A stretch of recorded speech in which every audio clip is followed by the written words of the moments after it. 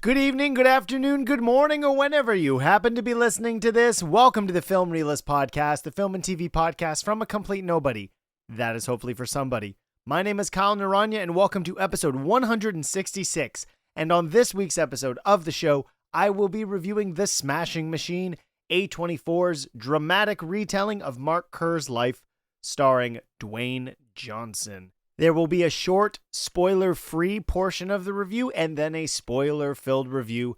Time codes will be listed in the description, so if you haven't had a chance to see the film yet, you can still hear what I think, briefly, and then get the full-fledged twists and character reveals, whatever might be included in the movie. Let's jump into non-spoiler thoughts on The Smashing Machine. You want me to throw this out, Jane? You gonna have this? Use the skim milk, right? Yeah, skim milk like last week. I switched to whole milk last Why didn't week. you tell me? I thought I told you. No, but you gotta tell me these things. I'm gonna get it wrong if you don't tell me these things. It's all right. I'll just make another one.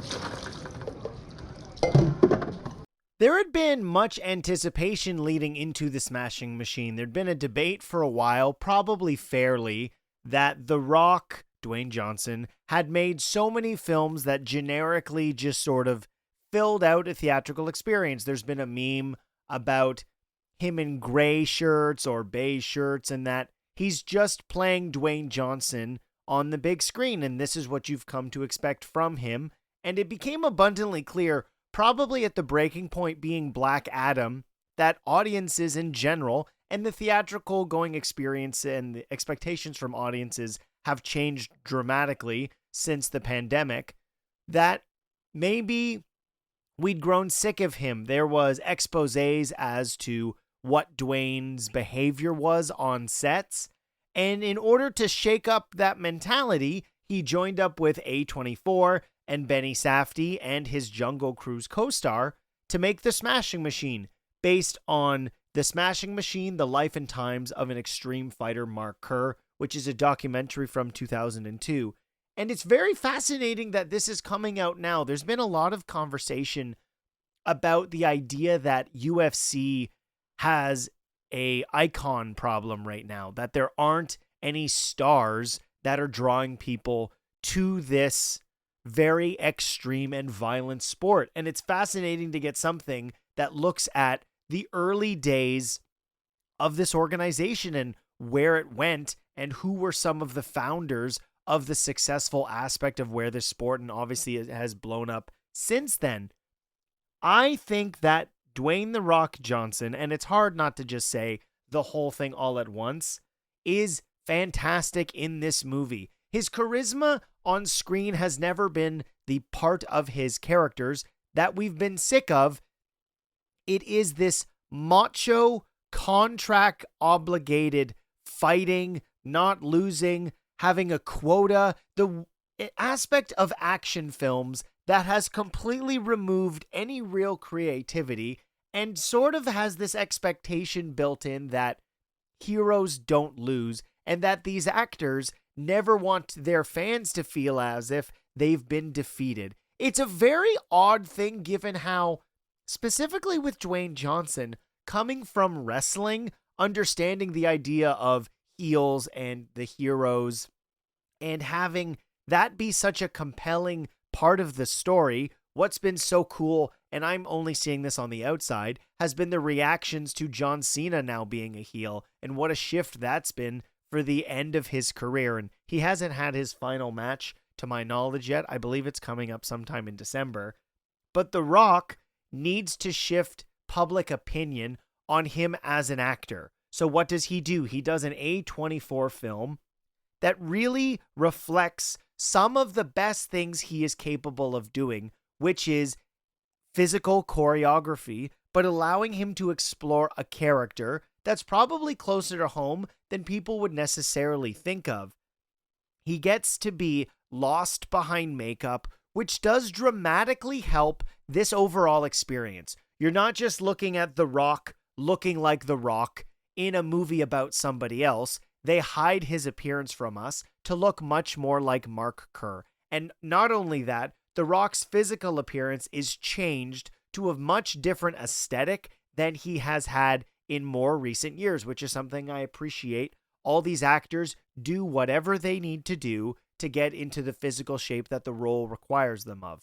Getting to see The Rock in not necessarily just the WWE wrestling style, but in something that is a fusion of the early days of mixed martial arts makes all of the fight scenes in the film quite entertaining, because you are really seeing the birthplace of how these things started blending, and now you have martial artists who train in a multitude of styles. So getting to see The Rock do something different is much appreciated. Unfortunately, one of the aspects that I struggled with the movie is I appreciate the character focus on such a minimal cast allows the opportunity for the film to invest time in those specific characters and those particular relationships in being so fundamental to Mark Kerr's story. Unfortunately, because of the length of the movie just barely being over 2 hours, I think the depth of that exploration is not as meaningful or as rewarding if we get surface level aspects of this story. This is not to say that Mark's story is not compelling, but the way in which we explore his relationship with Dawn and Mark Coleman, as well as his later coach, Bas Rutten, the movie allows you to get an introduction into these relationships, and conversations are had and scenes with characters to establish the back and forth. But because the movie has to cover such a multitude of subject matter in Mark Kerr's life, we don't get to really get a thorough character exploration that I think a lot of people were expecting from this movie. I'm feeling much more disappointed than I wanted to be, comparing this to something like Iron Claw, which really allowed audiences to see a side of Zac Efron that we had never seen before. We know that Dwayne Johnson is a capable physical actor. I like that the movie allows him chances in certain scenes to really play things quietly, because subtlety has not been a part of Dwayne Johnson's career as a wrestler or as an actor. He has been the lead antagonist of some films, and then for the most of his last 15 years, he has been the hero. And that character is put up on a pedestal, and we're not allowed to see their flaws. We see some of Mark's, but the aspect in which his downward spiral is presented does not seem nearly dramatic enough to justify this redemption and resolution that this character comes to at the end. I really do think the story being told in broad strokes is really interesting and compelling when you know anything about Mark Kerr's life, but the speed in which it feels as if the movie has to check the boxes of the significant bullet points that have to be in this story, otherwise it would feel as if you're skimming over them to make Mark seem more prestigious or better than he actually is. You're allowed to see some of his flaws, and putting the focus on his relationship with Dawn, his future wife, seems to be where the film could drive most of its focus, pulling Mark from his career as a mixed martial artist. And Emily Blunt is very good in the movie, but there clearly is more to this relationship than is presented. It is not one that is remotely healthy whatsoever. And for the movie to have some sort of gratification at the end, to feel as if Mark has achieved something after going on the journey that he has, breaking convention is not something that I would say is a problem. But as an audience member, sports biopics build in a certain expectation. Whether that is similar to something like Rocky, which is not a biopic, it is a fictitious story inspired by other events. The character's goals in mind are where we see Rocky Balboa at the end. He wanted to go the distance and ultimately achieves that, even though he loses to Apollo Creed. Mark's motivation through this is clearly one of success as a mixed martial artist, and it's not presented in a way in which you would feel he has achieved everything he needs and he only needs Dawn. If anything, the movie presenting those certain facets of his goals in mind it does not seem like he necessarily made the right choice when he does do that. I can explain more of that in spoilers. But ultimately, the movie's biggest letdown for me is I was left wanting more resolution than we do get, which is unfortunate because I'm really glad there's parts of this movie that are in here. But overall, I think the movie is kind of a mess. That's really all I can say in non-spoilers. I know this is based on a true story, but that will do it for my non-spoiler section of the review of The Smashing Machine. Now let's jump into full-blown spoilers. Please give a round of applause for Mark Curry. Hello. And thank you to everyone for allowing me to be here today. The film starts where we get to see a lot about Mark and his early career, and then we transition into 1999, and we get to see a lot of his relationship with Dawn. Mark's relationship with Dawn is incredibly unhealthy, and while I think the movie desperately wants us to believe in this love, these two people are not good for each other, and for that to be the cornerstone relationship, it's a very unique choice. Now, I understand that these are based off of real people, and I applaud the film for showing us the substantial amount of flaws in this relationship.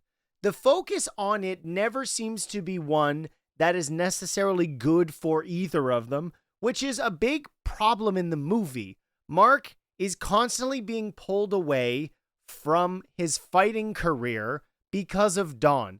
Now, you can argue she's one of the major benefits in his life because of his drug addiction to painkillers being the result for why he goes into rehab, and obviously that does affect his career in some regard, resulting in Mark going back into fighting. The back and forth between them after that is one that makes even less sense. She continues to backslide, not that she has the same drug addiction that he has, but we see later on in the movie that he's trying to stay sober, and she's not remotely helping out with that at all. I don't understand this being one of the major parts of the film.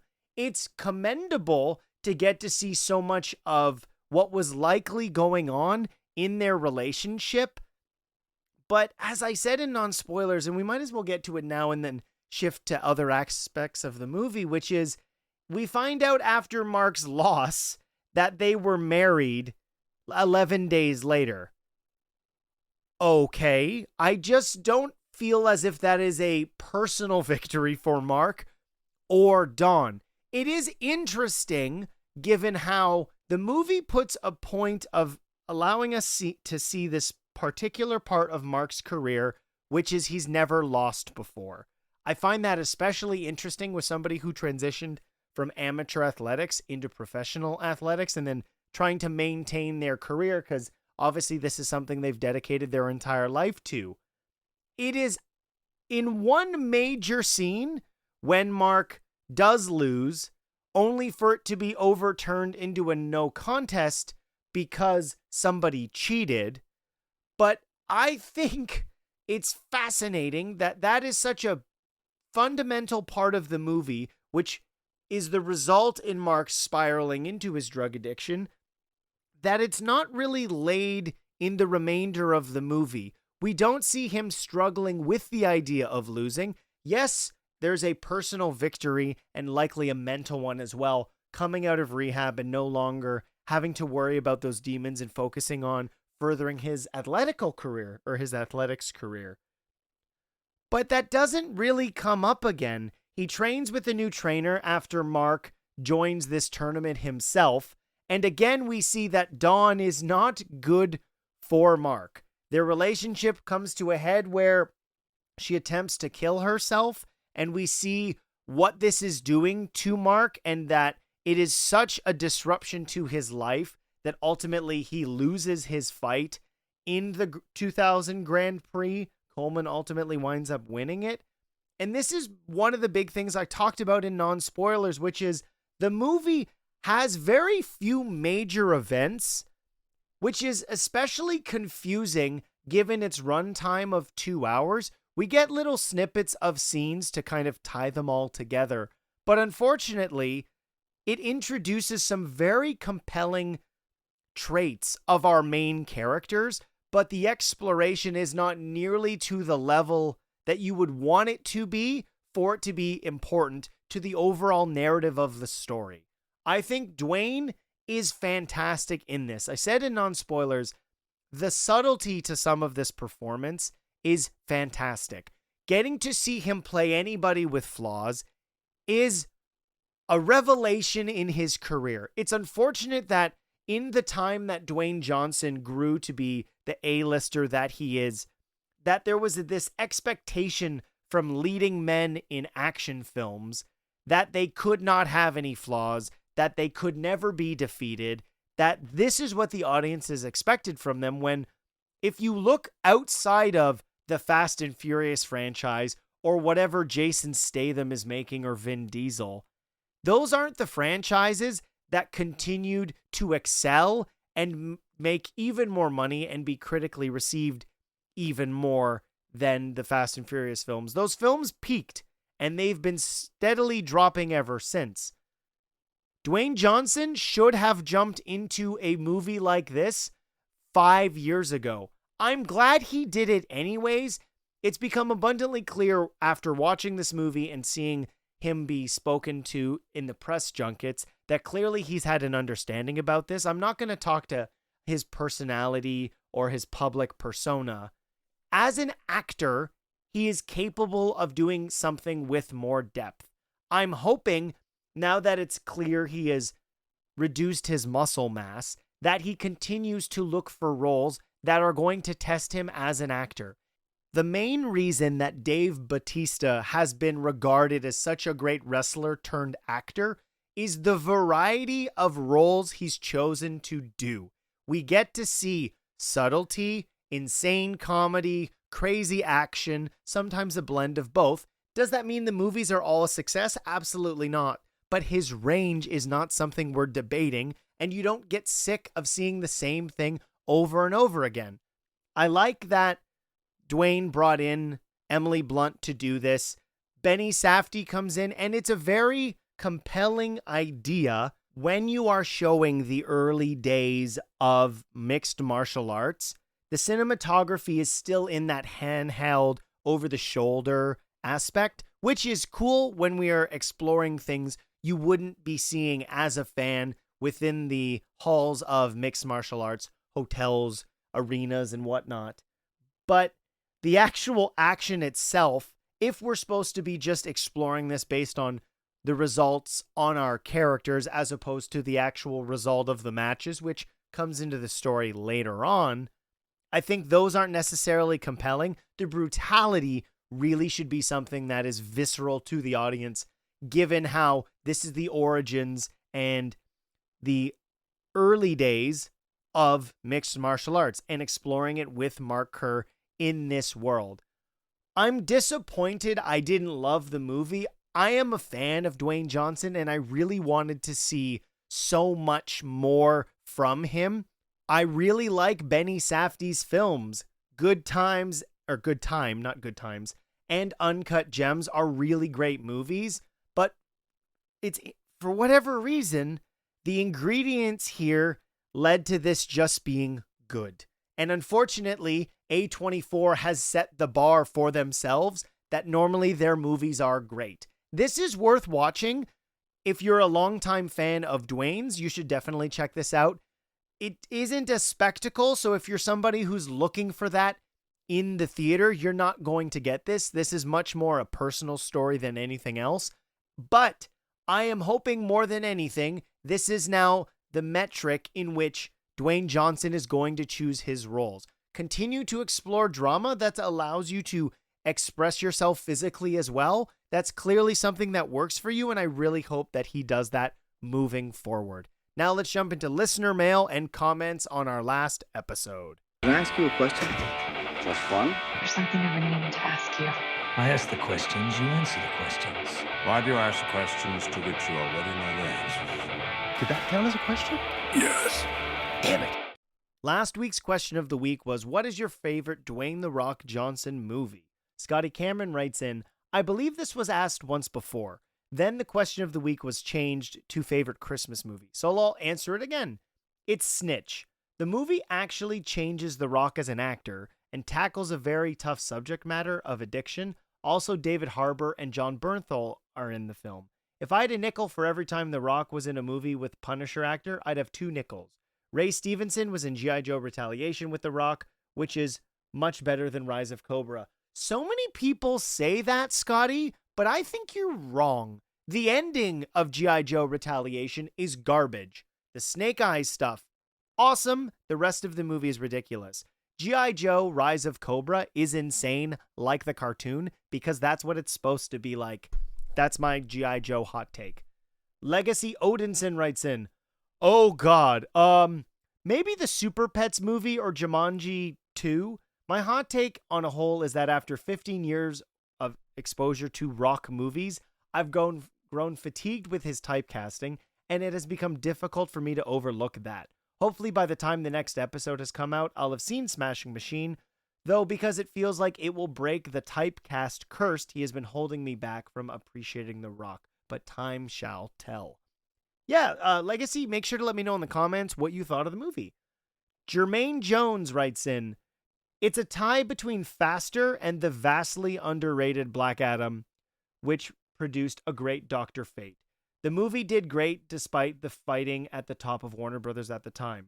I think Faster's really good, Jermaine, but I cannot sit here and accept Black Adam is a great movie. It's not. Black Adam is a movie from 2005 that was released in 2022. Dr. Fate aside, shouldn't have been able to take his helmet off and still use his powers. That's not how Dr. Fate works. You should know that, Jermaine. You love DC. Silent Chaos says Tooth Fairy? And then Dylan Pollock writes in, Starship Troopers, if your baby brained is just fun bug killing, LOL. So when I first saw it, it was like, cool, dead bugs. Very accurate point. Favorite movie with The Rock is either Walking Tall or DC League of Super Pets. Both are underrated, especially for Super Pets, which came out when DC was at a pretty low point. I can only address the fact that my kids like DC Super Pets, and I think it's really, really bad. Unfortunately, it's not good. I don't think it suited anything really in DC at the time, and The Rock just happened to make 2 DC movies because everybody was fighting at the time. This week's question of the week is inspired by Tron Aries. What is an old Disney franchise that you would like to see get revitalized? There's a lot of things they haven't made sequels to. I know some people might find that hard to believe, but that is the case. To let me know, you can comment directly below on YouTube and Spotify. You can email the podcast, filmreelistspod@gmail.com, or you can comment on any of the social media posts. Just make sure to include the hashtag QOTW. My name is Kyle Naranya. Thank you so much for listening. If you haven't yet, subscribe to YouTube or your favorite podcast platform. Please do so, and I will see you next time.